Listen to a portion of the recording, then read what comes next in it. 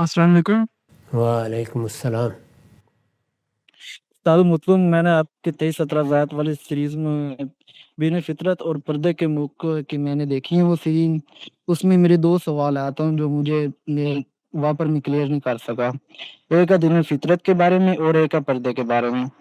پہلا دین فطرت کے بارے میں یہ ہے کہ عذر کے حوالے سے ہے، ایک ایسا طبقہ ہے جس کو ماحول بھی میسر نہیں آیا اور دعوت بھی نہیں پہنچی، تو اس کے ساتھ کیا معاملہ ہوگا اگرچہ اس میں ساری زندگی عیاشی میں گزار دیں کفر و شرک کا ارتکاب کرتے ہوئے۔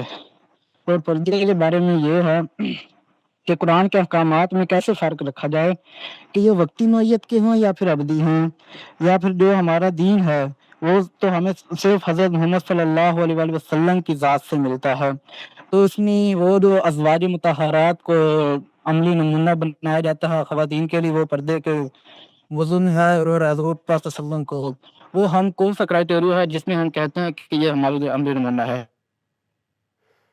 بڑا تعجب ہوا مجھے، انہی سوالوں پر تو گھنٹوں اس میں گفتگو ہوئی ہے۔ یعنی یہی بتایا گیا ہے کہ قرآن مجید میں یہ احکام کہاں بیان ہوئے ہیں، وہاں ان کا سیاق سباق کیا ہے، وہ کس طرح متعین کیے گئے ہیں۔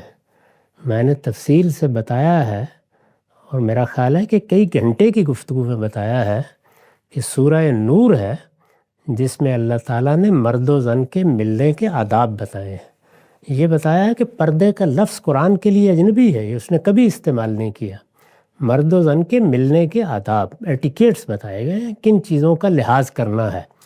وہ 3 چیزیں ہیں، ان کو میں نے گن کے بتایا ہے، ان میں جتنی آیات ہیں ان کو پڑھا ہے، اور پھر بتایا ہے کہ یہ وہ احکام ہیں جو مسلمان مردوں اور عورتوں کو اختلاط کے موقع پر، وہ باہر ملیں، گھروں میں ملیں، مجالس میں ملیں، اللہ تعالیٰ نے دیے ہیں۔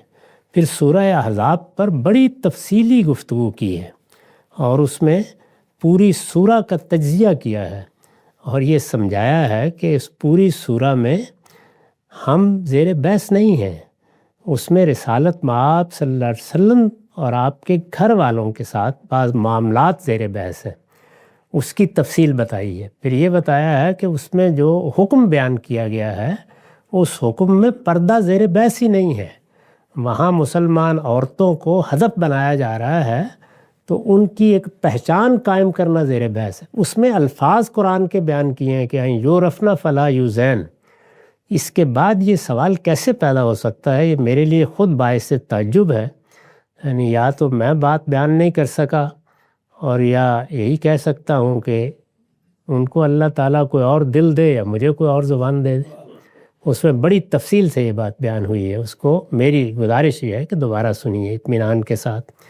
فطرت سے متعلق بھی میرا خیال یہ ہے کہ ہر پہلو سے اس بات کو واضح کیا گیا ہے کہ جو ہدایت اللہ تعالیٰ نے انسان کو دے کر بھیجا ہے وہ 2 ہی چیزوں پر مبنی ہے، یعنی ایک خالق کا شعور، اور دوسرے یہ احساس کہ چیزیں اخلاقی لحاظ سے غلط اور صحیح ہوتی ہیں۔ اس کے اطلاق میں اختلاف ہو سکتا ہے، لیکن یہ احساس انسان کے اندر ودیت ہے، یہ اس کے شعور کی ساخت میں ہے، یہ اس کے لیے الہامی علم ہے۔ اور یہ بتایا ہے کہ جہاں جہاں دعوت نہیں پہنچی وہاں انہی چیزوں کے لیے لوگ جواب دہ ہیں۔ پیغمبروں کی دعوت جہاں پہنچے گی وہاں لوگوں سے اس کے بارے میں پوچھا جائے گا۔ جی واضح ہے۔ اس موضوع پہ ایک کتاب بھی ہے، آن لائن موجود ہے، آپ اگر آپ اس کو پڑھنا چاہیں، پردے کے موضوع پہ 23 اعتراضات سیریز کی مرتبہ۔